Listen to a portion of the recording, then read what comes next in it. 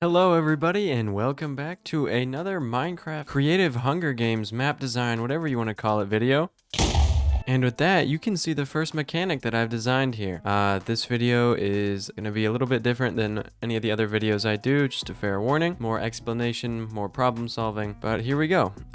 This is also a video in the series of weekly videos I'm doing, continuation of series that I've started. This is day 3, so hopefully you're enjoying this, and if this is your first one, you know, I have like 60 something videos you could go watch. I'm just saying. Alright, anyway, enough of that. This is the game starting platform. You know, I decided, why don't we start from the beginning? And if you remember anything from the books and the movies, you'll remember that they start on a plate, and if they try to leave the plate too early, so you can jump on it, but if you try to leave too early, like leave before the game starts, you'll blow up.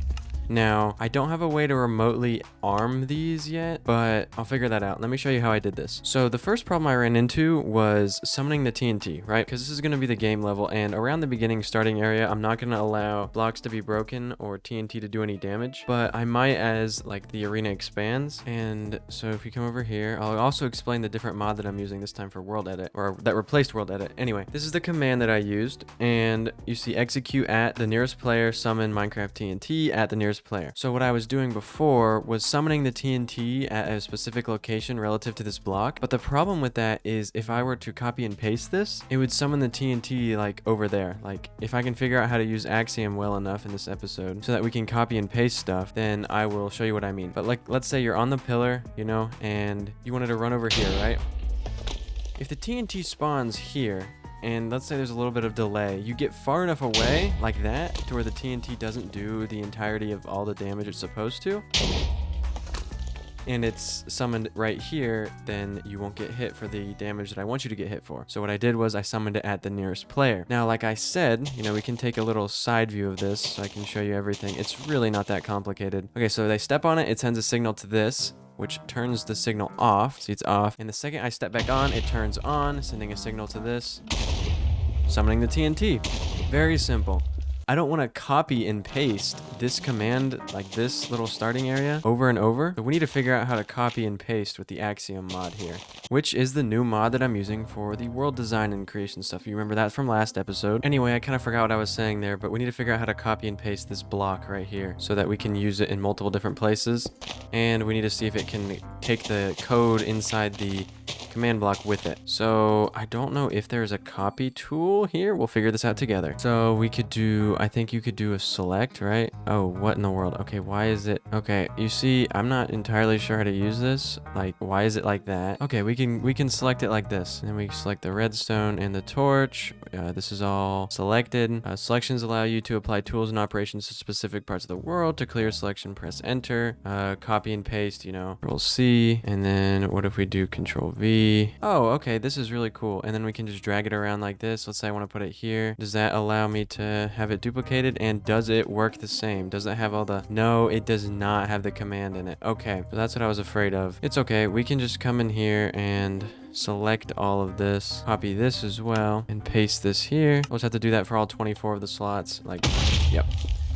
So we can copy and paste these starting modules. I need to do a little bit of a design. How do we want it to start? Like, how do we want it to look at the start? Because in the movie reference, in both the movies, there was like a circular field and then a circular like wheel spokes. Like there was 2 in each spoke, if you remember that one. So we need to figure out a design that I can repeat that's not just grass on the ground, but it's also unique to me and the game I'm trying to create here. So 24 is a nice even number we can divide up into different sections. So does this still work for... So like if I have this here, I can rotate it around, everything like that. You see, paste it in, and then head back out, and we have our TNT thing. I don't know how far apart to make them because too close and the TNT from the guy next to you will hit you and blow you up, but too far apart and you know you're running in and this guy's like 400 meters that way and you can't see. I also need to work on a way to disable this through like a command, like a long range command. So let's see, can we use another command block? We'll put it I guess here. Okay, you know, I think that the easiest way to do this might be with like a set block and a remove block. So we'll get some buttons like up in the control room once I have that built. For now, let's just say that's the arena and over here is the beginning. So we can have a sign like this up in the control room, right? And ooh, actually I just thought this might be difficult because we can't copy and paste commands in. Like I would have to go around and individually input all of the 24 commands here. So if this is over 2 and it's trying to set a redstone block here, I don't think I can do anything about that. Let's just figure this out and see if I can make it copy and pasteable. So we can /execute, we can do /set block. Can it reset itself? So if I power this, it changes itself into a redstone block, and then this becomes unable to, but then the command block is gone. This is a little bit tricky because we have to do wireless redstone here, right? Without killing everybody. And I want a way to arm the game is counting down. We're waiting. And then 3, 2, 1, the games begin. And we click that and then this doesn't work anymore. But also I want to be able to turn it back on in case we're doing a test run so I don't have to run around and replace it all. The problem here is I could do it something like this where there's a centralized block, right, of redstone. Let's say there's a centralized block and like this block gets powered here, right? So the power runs to here and we have this power all the different branches so that I only have to replace one block. That would take more building and I'm trying to reduce the amount of building I do for when I make the big arena, right? And so I just have a design that I can use. So are there any other ways to do wireless redstone without needing like to individually put in each command? I mean, I could just do a game rule that TNT doesn't explode anymore, right? Is that a thing? Does not look like it that I'm aware of. So I think we need to do a wireless toggle switch here. Okay, I think I figured out how this works now. So, okay, you come over here. Look, we have this redstone block, right? It could be powering anything, whatever it is, right? It's powering it. And if I hit the off button, it should get replaced with the wood here. And then if I come back over here and it's with this, but it's not by the coordinate position. It's by a search filter for anything that's spruce wood. So like, let's say we put this here, nothing should happen when we click either button because it's not spruce wood. Now if we put spruce wood back and we hit on, it should go to the redstone signal. So the way we can use this is we can create a large enough radius once we get this down, and then we can have this like spruce wood here, right? And we can say search blank XY by blank XY for spruce logs, and if you find any, replace them with redstone blocks to toggle this on and off. Oops. And I just want to test and see if this works on a radius type thing. Like, does this work to replace all the spruce blocks in a radius of something that we have here? So this is 103, 302, and this is 95, 95, or 295. So if we change the coordinates in here to go from, what was it, 103, 3 to 95, 295 on both of them, like that, hit done on both, and this should... Yep, you see how it's setting all the things that are spruce logs, but just the ones that are spruce logs. Like, let's say I mix some stone in there, only the spruce logs get set, so it's on, off, off.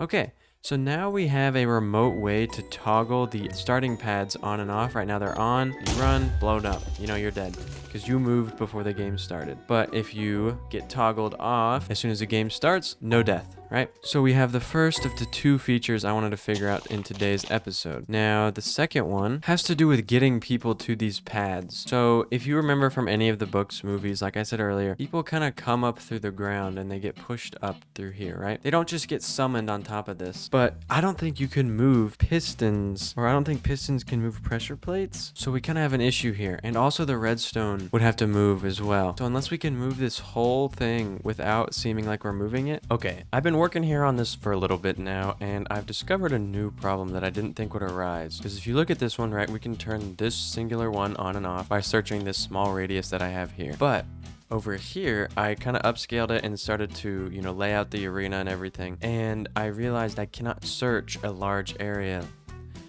for the blocks to replace. Yeah, so I think I might just have to bite the bullet and, you know, wire all of this up underneath here, and then on the second layer wire this all up to a central, you know, switch that I can turn on and off. And let me show you the design that I did decide for the teleportation thing. So right now, if the glass is under there, it's off, right? So if they're standing here and they're getting a countdown, as soon as I hit the button for on, you know, this pad will work, right?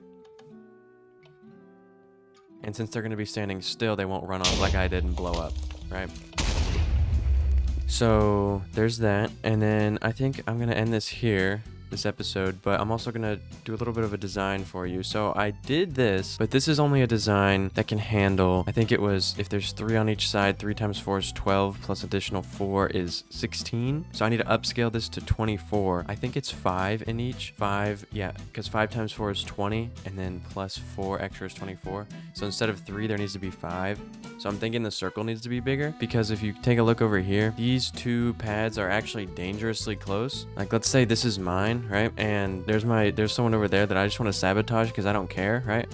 You never know how close you can get to that guy. Now, I know this isn't an accurate representation, but look at this. If I'm here, right, I just spawned in and I'm like, okay, there's someone over there. I wonder if I can do some damage, right?